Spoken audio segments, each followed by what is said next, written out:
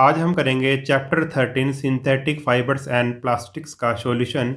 ये इसका second part है। इससे पहले हमने फर्स्ट पार्ट में बुक वर्क किया था, आपने वो पार्ट भी देख लिया होगा। अब हम इसका डी पार्ट और ई पार्ट हम इसका करेंगे। और कुछ बच्चे ये कहते हैं कि सर इसका सॉल्यूशन करवा दो, उसका सॉल्यूशन करवा दो। तो पहली बात तो अगर किसी बच्चे ने अच्छे से चैप्टर को देखा है, एक्सप्लेनेशन वीडियो देखे हैं, तो उसके लिए क्वेश्चन आंसर फिर कुछ भी नहीं है, क्योंकि बुक्स में ही सारे क्वेश्चन आंसर हैं, चैप्टर में ही सारे क्वेश्चन आंसर हैं।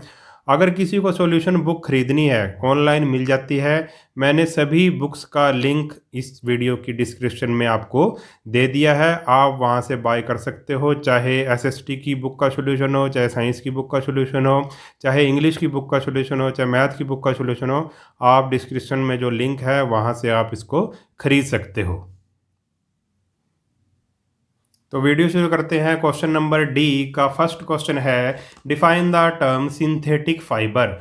आप किसी ने चैप्टर देखा है, अच्छे से देखा है, एक्सप्लेनेशन वीडियो देखे हैं इसके, तो आसानी से वह कह देगा कि सिंथेटिक फाइबर क्या होता है, इसको डिफाइन करना है। तो synthetic fibres are man made, they are made by using chemical processes. जो सिंथेटिक फाइबर होते हैं वो मैन मेड होते हैं, वो आदमी ने बनाए हैं। और वो क्या होते हैं भाई, they are made by using chemical processes. और जो सिंथेटिक फाइबर होते हैं वो केमिकल प्रोसेस से बनाए जाते हैं, यानी कि केमिकल्स की हेल्प से बनाए जाते हैं। सेकंड क्वेश्चन है, right the two uses of rayon. Rayon के टू यूजेस हमने बताने हैं। जो रेयन है वो एक रीजनरेटेड फाइबर होता है, ठीक है। उसको केमिकल और जो वुड पल्प है उसकी हेल्प से बनाया जाता है, तो उसके दो हमने यूजेस लिखने हैं। तो उसके यूजेस क्या है, it is used in making apparels like dresses, jacket, suits, hats etcetera. ठीक है, उस पर क्या भाई, पहनने की चीज़ें बनाई जाती हैं, जैसे कि ड्रेस होगी, जैकेट होगी, रेयन सूट हो गया, हैट हो गया, ठीक है, रेयन। दूसरा क्या है भाई, it is used in industries. Industry में इसका यूज़ होता है, क्या बनाया जाता है, इससे सर्जिकल प्रोडक्ट बनाए जाते हैं, जिससे ऑपरेशन वगैरह होता है, सर्जिकल प्रोडक्ट, सर्जरी होती है जिससे, वो प्रोडक्ट बनाए जाते हैं। और क्या भाई, टायर कोड्स बनाई जाती हैं।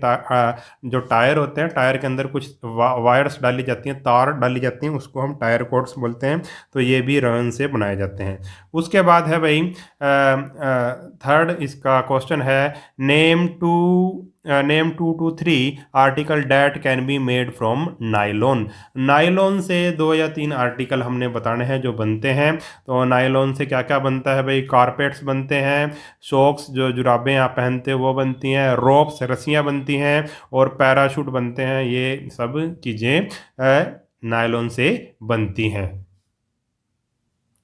नेक्स्ट है, फोर्थ क्वेश्चन है, why are clothes made from synthetic fibres uncomfortable in summer. जो सिंथेटिक फाइबर होते हैं उनसे बने कपड़े अगर हम गर्मी में पहनते हैं, समर में पहनते हैं, तो वो हमें अनकंफर्टेबल क्यों लगते हैं, इसका क्या रीज़न है। तो इसका रीज़न है, because synthetic fibre do not absorb sweat. जो सिंथेटिक फाइबर होते हैं वो जो हमारे शरीर से जो पसीना निकलता है उसको सोखते नहीं हैं। So cloth made from synthetic fibre are uncomfortable in summer. इसलिए जो हम सिंथेटिक फाइबर अगर हम गर्मियों में पहनते हैं तो हमें वो कंफर्टेबल नहीं लगेंगे, क्योंकि वो they do not absorb sweat. Fifth है, give two example each of the thermoplastic and thermosetting plastic. हमने एग्जाम्पल देने हैं किसके, थर्मोप्लास्टिक और थर्मोसेटिंग प्लास्टिक के। आपको पता है 2 तरह का प्लास्टिक होता है, थर्मो प्लास्टिक और थर्मोसेटिंग प्लास्टिक। इसके एग्जाम्पल देने हैं। थर्मोप्लास्टिक्स का एग्जाम्पल क्या हो गया भाई, polythene, polyvinyl chloride, PVC. PVC आपने सुना होगा, शॉर्ट में इसको बोल देते हैं पीवीसी। पीवीसी की क्या बनती है भाई, पाइप्स वगैरह बनती हैं, प्लास्टिक की जो भी पाइप्स होती हैं वो पीवीसी की बनती हैं। और दूसरा इसका एग्जाम्पल हो गया थर्मोप्लास्टिक का नाइलॉन। उसके बाद है भाई थर्मोसेटिंग प्लास्टिक। थर्मोसेटिंग प्लास्टिक क्या, इसके एग्जाम्पल क्या हो गए, बैकेलाइट एंड मेलामाइन इसके थर्मोसेटिंग प्लास्टिक के एग्जाम्पल्स हैं। अब ई पार्ट पे आ जाओ। आंसर द फॉलोइंग क्वेश्चंस, हमने क्वेश्चंस का आंसर देना है। क्वेश्चन 1 है, how is regenerated fibre different from A true synthetic fibre. जो रीजनरेटेड फाइबर होता है वो ट्रू सिंथेटिक फाइबर से कैसे अलग होता है। Give an example of each of these two type of fibre. हमने एग्जांपल भी देना है, दोनों रीजनरेटेड फाइबर का एग्जांपल भी देना है और ट्रू सिंथेटिक फाइबर का एग्जांपल भी हमने देना है। तो क्या होगा इसका आंसर?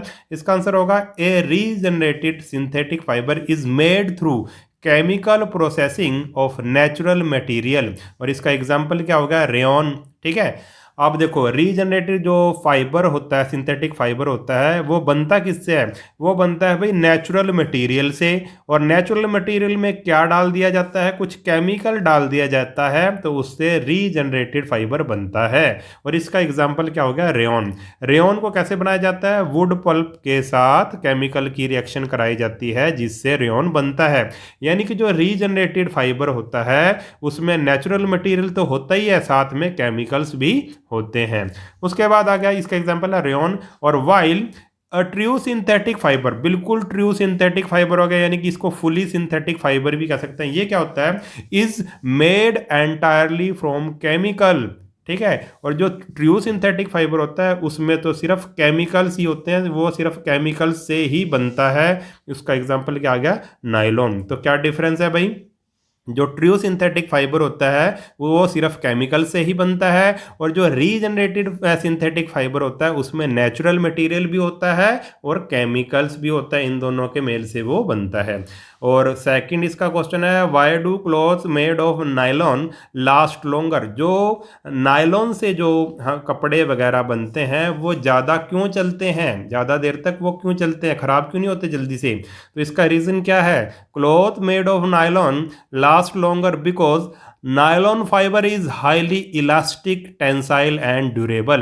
क्योंकि जो नायलॉन फाइबर होता है वो बहुत ही ज़्यादा इलास्टिक होता है, टेंसाइल होता है यानी कि वो वेट को सहन कर लेता है, और क्या है भी ड्यूरेबल होता है, लंबे समय तक चलता है। तो इसका रीज़न यही है कि जो नायलॉन फाइबर होता है वो highly elastic, tensile and durable होता है। नेक्स्ट क्वेश्चन देखते हैं। थर्ड क्वेश्चन है इसका, right two point of differences between thermosetting plastic and thermoplastic. हमने क्या लिखना है भाई? दो डिफरेंस लिखने हैं, थर्मोसेटिंग प्लास्टिक और थर्मोप्लास्टिक के बीच के दो डिफरेंस लिखने हैं। तो हमने एक तरफ लिख लिया थर्मोप्लास्टिक और एक तरफ लिख लिया हमने थर्मोसेटिंग प्लास्टिक। तो दो डिफरेंस कैसे लिखने हैं भाई? फर्स्ट डिफरेंस क्या हो गया भाई इसका? थर्मोप्लास्टिक्स, जो थर्मोप्लास्टिक होते हैं, have a linear arrangement of molecules. जो थर्मोप्लास्टिक होता है उसमें लीनियर, एक ही लाइन में जो मॉलिक्यूल होते हैं एक ही लाइन में होते हैं सारे, इसलिए उसको बोलेंगे लीनियर अरेंजमेंट ऑफ मॉलिक्यूल्स होता है इसमें। और इसमें क्या होता है भाई? इसमें मॉलिक्यूल कैसे होते हैं? Cross linked arrangement of molecule होता है। थर्मोसेटिंग में कैसा होता है? Cross linked arrangement of molecule, और थर्मोप्लास्टिक में होता है लीनियर अरेंजमेंट ऑफ मॉलिक्यूल। दूसरा डिफरेंस क्या है इसका? दीज प्लास्टिक यानी कि thermoplastic can be deformed easily on heating. इसको आसानी से डिफॉर्म किया जा सकता है, इसकी शेप बदली जा सकती है अगर इसको गर्म कर दिया जाए। And can be remoulded into a new shape, और उससे नई चीज़ हम बना सकते हैं, उसको पिघला के दोबारा से नई चीज़ बना सकते हैं। ठीक है, मगर जो थर्मोसेटिंग, सॉरी यहाँ पे थर्मोसेटिंग आएगा, थर्मो या ऐसे लिख दो दीज प्लास्टिक, यानी कि दीज प्लास्टिक का मतलब है thermosetting plastic. Thermosetting plastic can not B deformed on heating. ये हीट से गर्म करने से डिफॉर्म नहीं होते, ये नहीं पिघलते भाई, और therefore can not be remoulded again, और दोबारा जो से इनसे कोई चीज़ नहीं बनाई जा सकती। ये होता है भाई थर्मोसेटिंग प्लास्टिक। उसके बाद आ गया भाई fourth, state any three advantages of synthetic fibre. Synthetic fibre के हमने फ़ायदे लिखने हैं, एडवांटेज लिखने हैं। इसके बहुत सारे फ़ायदे हैं, 3-4 हमने लिख दिए हैं। तो सबसे पहले they have a long lasting lustre. इसमें लॉन्ग लास्टिंग लस्टर होता है यानी कि चमक बनी रहती है देर तक। They last longer as compare to natural fibre. ये नेचुरल फाइबर से ज़्यादा चलते हैं। They are easy to clean, ये आसानी से साफ़ किए जा सकते हैं। They are highly they dry quickly, ये जल्दी से सूख जाते हैं। तो ये इसके कुछ फ़ायदे हैं, किसके? सिंथेटिक फाइबर्स के। फिफ्थ क्वेश्चन है give your views on the following excessive use of the plastic is a threat to environment. हमने कुछ व्यूज देने हैं, क्या व्यू किसके बारे में देने हैं? ये कह रहा है एक्सेसिव यूज ऑफ प्लास्टिक, अगर प्लास्टिक का ज़्यादा यूज करेंगे is a threat to environment, जो प्लास्टिक का ज़्यादा यूज अगर हम करेंगे तो वो एक थ्रेट है, खतरा है, किसके लिए? इन्वायरमेंट के लिए। इसके बारे में कुछ व्यूज दो। तो क्यों खतरा है भी प्लास्टिक इन्वायरमेंट में? Excessive use of plastic is a threat to environment because plastic does not get decomposed by natural processes such as action of bacteria। क्योंकि जो प्लास्टिक होता है वो क्या होता है भाई? Plastic does not gate decompose, ये डीकम्पोज नहीं होता किसी भी नेचुरल प्रोसेस से, जैसे कि अगर उस पर बैक्टीरिया मतलब अटैक करे और वो गल सड़ जाए, ऐसा कुछ नहीं होता प्लास्टिक के साथ। प्लास्टिक वैसा का वैसा ही रहता है, ये डीकम्पोज नहीं होता। The disposal of article made by plastic such as carry bags and wrappers ultimately find their way to the garbage can. और जो भी डिस्पोजल होते हैं, आर्टिकल होते हैं जो किससे बने होते हैं? प्लास्टिक से बने होते हैं, जैसे कि कैरी बैग और रैपर्स, वो अंत में कहाँ चले जाते हैं भाई? गार्बेज में चले जाते हैं, गार्बेज कैन में चले जाते हैं, कूड़े करकट में चले जाते हैं। And pollute the environment. और ये जो प्लास्टिक होता है, जो गार्बेज होता है प्लास्टिक का, वो क्या करता है? इन्वायरमेंट को पोल्यूट करता है। इसलिए ये क्या है भाई? हमारे लिए क्या है? एक थ्रेट है इन्वायरमेंट के लिए। सिक्स्थ क्वेश्चन है Why is bakelite is a good choice for making electrical switches and handles of cooking utensils? अब जो बैकालाइट है, बैकालाइट आपको पता है एक थर्मोसेटिंग प्लास्टिक है। थर्मोसेटिंग बैकालाइट इलेक्ट्रिक स्विचेस बनाने के लिए और किसके? कुकिंग यूटेंसिल्स, यानी कि जो खाना बनाने के बर्तन हैं उनके जो हैंडल बनाने के लिए बैकालाइट का यूज़ क्यों होता है, ये हमने जवाब देना है। Bakelite is a good choice for making electrical switches and handles of cooking utensils because, क्या करना है इसका? बिकॉज जो बैकालाइट है it is a poor conductor of electricity and heat, क्योंकि जो बैकालाइट है ना तो उससे इलेक्ट्रिसिटी पास कर सकती और ना ही उसमें हीट पास कर सकती। ये एक poor conductor of electricity and heat है, इसलिए इसका यूज़ हम जो इलेक्ट्रिक स्विचेस बनाने में करते हैं। क्योंकि जो स्विच होते हैं, जो बटन वगैरह होते हैं हमारे पंखे के, लाइट के, वो इससे बनाए जाते हैं ताकि हमें करंट वगैरह ना लगे। और जैसे बर्तनों में इसके हैंडल बनाए जाते हैं ताकि हमें जो हैंडल में जैसे गर्म रखते हैं, हम गर्म करते हैं किसी चीज़ को, तो हमें गर्म ना लगे। ठीक है, तो इसका आंसर होगा it is a poor conduct because it is a poor conductor of electricity and heat.